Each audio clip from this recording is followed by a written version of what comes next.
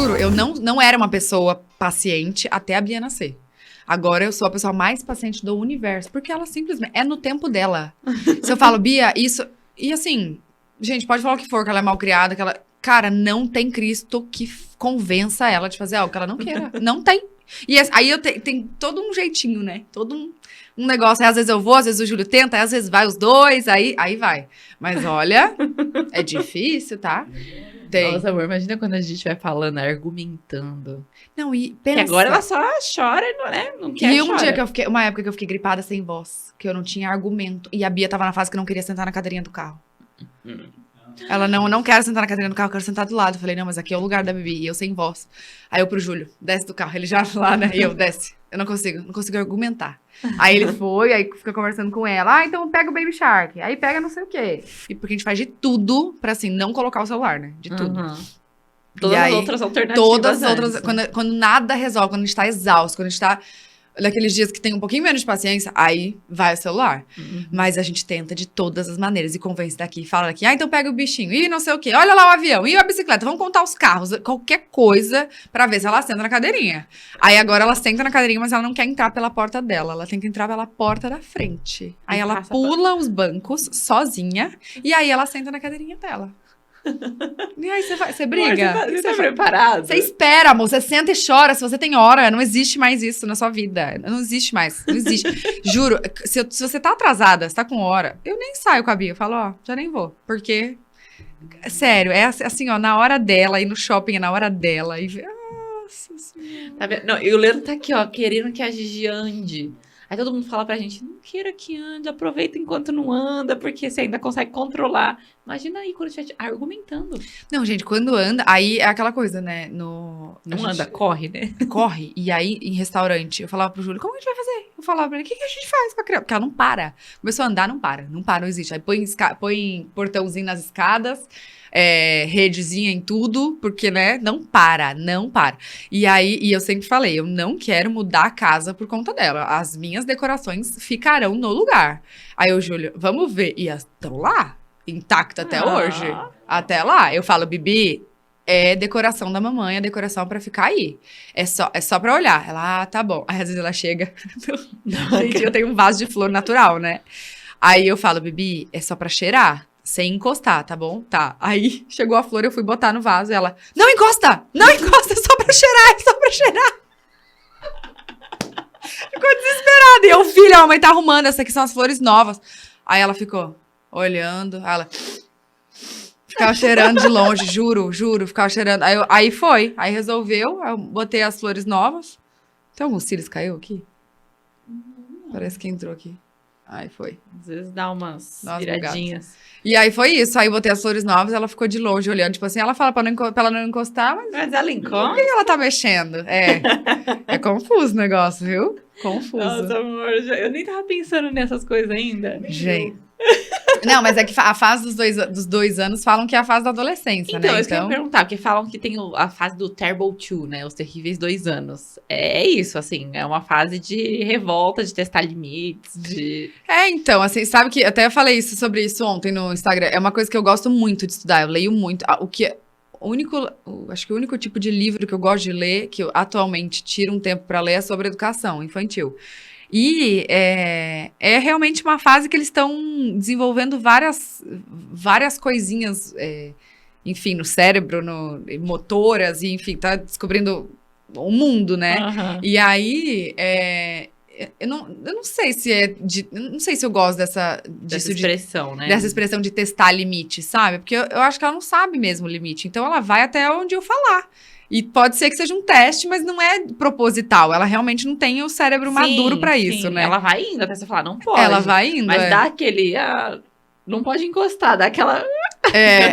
Mas a gente tenta não falar o não também, porque dizem que as crianças não entendem o não, porque é muito subjetivo, né? O não e o sim. Ela entende o que eu pesquisei aqui, ela entende o tom de voz que você fala, ela entende a maneira que você fala, então, opa, não deve ser uma coisa legal, e já dá aquele, né, o passinho pra trás. Mas eu sempre falo, se eu não quero que ela encoste nessa caneca, eu falo, Bibi, é pra você encostar na mesa. Então, eu falo o que ela tem que fazer. E isso tem funcionado, assim, muito, muito mesmo. Eu não fico o tempo inteiro, não, não. Eu dificilmente falo não. Se eu falo não pode, em seguida eu já falo que pode, sabe? Tipo, a Bibi não pode subir na cadeira. A cadeira é pra sentar. Você pode sentar na cadeira.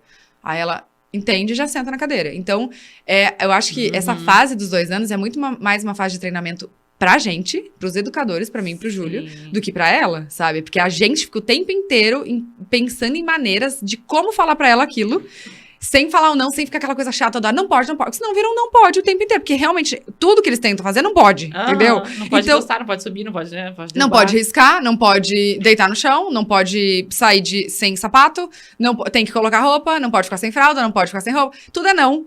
E aí eu falei, eu não quero também ser... Porque eu acho que a gente entra no automático, sabe? E aí eu falei, eu não vou me permitir entrar no automático de ficar falando não o tempo inteiro. Então eu sempre falo o que pode. Se ela tá mexendo no celular, eu falo, Bibi, o celular da mamãe, tá? Você quer mexer, sei lá, num papel? Você quer riscar? Aí eu já dou várias outras alternativas pra ela escolher outra coisa. E assim, funciona demais, demais, demais. A gente dificilmente fala não. Às vezes sai no automático. Sai no automático, óbvio. A gente tá, tipo, vai cair. Não! Eu falo, não, calma aí. Aí eu, Bibi, ó. Aí eu respiro, porque eu falei, né? Eu não era uma pessoa paciente. E agora eu tô muito paciente. Então eu falo, respiro fundo. Eu falo, Bibi, olha só. A xícara, a mamãe entende que você quer mexer na xícara, mas a xícara é perigosa, ela é de vidro, ela quebra. Então vamos mexer num de plástico? Aí eu vou lá e levo 3 opções de plástico pra ela mexer. E ela mexe. Claro que eu sei dos nossos privilégios também, que a gente tem tempo de ficar em casa, né? A gente trabalha muito de casa, então, comparado a 99% das mães brasileiras, eu acho que a gente consegue acompanhar a educação dela de perto. E não é igual as outras mulheres que têm que deixar em creche, ou enfim, deixar com alguém cuidando pra trabalhar. Então, a gente consegue estar muito mais de perto. Então, a gente tem esse privilégio de estar perto dela. A gente fala... A gente até conversou. A gente falou, vamos aproveitar, sabe? Vamos... Já que a gente tá aqui, vamos fazer direitinho como a gente acredita que seja legal.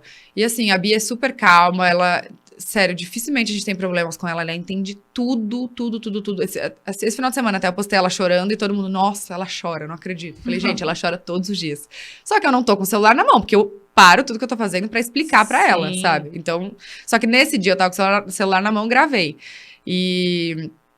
E aí o pessoal fica falando, é a birra e tal, birra. Eu acho isso muito forte. Tipo, gente, é uma criança de 2 anos, ela não tá fazendo aquela birra de propósito, não, ela sabe? nem sabe, né? Ela o que não tá sabe. Ela tá realmente frustrada porque ela queria brincar com aquilo. Tipo, não é assim, birrar. E aí, muita gente acha que tá fazendo. Ela tá me testando, ela tá me provocando, ela tá fazendo pra ver até onde eu aguento. Não, gente, ela não sabe o que ela tá fazendo.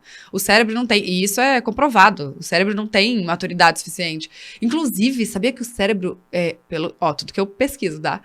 O cérebro amadurece em volta, lá pelos 20 anos de idade. Então, assim, você vê muito adulto que até, sei lá, nos 20 e poucos anos ainda não tá maduro, né, amor? E ainda estão culpando a criança que não sabe o que fazer. Pelo amor de Deus. Então, eu acho que assim... Só que assim, mudei toda a visão também, né? Depois que a gente vira mãe. Porque eu era aquela que entrava no avião, nossa, a criança chorando. Gente, essa criança tá chorando? Hoje eu falo, coitada da mãe, será que ela quer ajuda? Tipo... Mas a gente muda muito, né? Porque eu falo até assim, cara, tem várias coisas que antes eu olhava, criticava ou julgava mentalmente, assim, que agora, quando eu passo por aquela situação, eu falo, nossa, eu já julguei, mas eu não fazia ideia do que era passar por isso, ou do que era... Você lembra uma época que virou crime bater em criança? Que eu acho que até foi a Xuxa que fez isso, que fez essa lei. Tem alguma... Eu não sei se... Sim, eu lembro que virou crime bater. Mas eu acho que até teve a ver com a Xuxa, eu posso estar falando besteira, mas pelo que eu me lembro, sim. E eu lembro da discussão na família, assim, tipo, sei lá, quando eu ia com os meus pais na casa de alguém, de falando que absurdo isso ser crime, que absurdo você não poder educar seu filho do jeito que você acha o certo. E aí hoje eu falo, e aí eu era pequena, eu nem lembro que ano que era isso, mas eu lembro dessa época, sabe, das críticas. Aí hoje eu penso assim, gente, como assim, sabe? Como assim? As pessoas acharam o cúmulo virar nessa lei de ser crime, bater em criança. Sim. Eu tô até lendo aquele livro do Educação Não Violenta. Nem lembro o nome da autora agora. Fernanda alguma coisa? Não lembro o nome, mas chama Educação Não Violenta. E ele fala justamente disso, assim, não violenta não só do não bater, né? De não agredir fisicamente, mas verbalmente não gritar, também, não gritar. Não. E aí, que nem a questão do bater. Como que você quer ensinar pra uma criança, pra um ser que tá se formando, que bater é errado, se você bate nela. Exato. Ah, não pode bater no coleguinha, não pode bater nas pessoas quando você for adulto, mas você bate na criança, que é uma criança. Não, e o que eu acho mais injusto de tudo isso é, se uma pessoa te testa na rua, você não bate nela, você sabe que você vai preso, você sabe que você vai sofrer uma consequência daquilo. Porque uma criança que tem 1/3 do seu tamanho, da sua força, que tem, sei lá, 5% da sua força, por que acham normal bater numa criança, uma pessoa que não sabe nem se defender ainda? Sim. Sabe? Sério, eu fico assim, ó, chocada. E várias vezes eu trago esses assuntos no Instagram e muita gente ainda responde que é normal bater. Muita gente.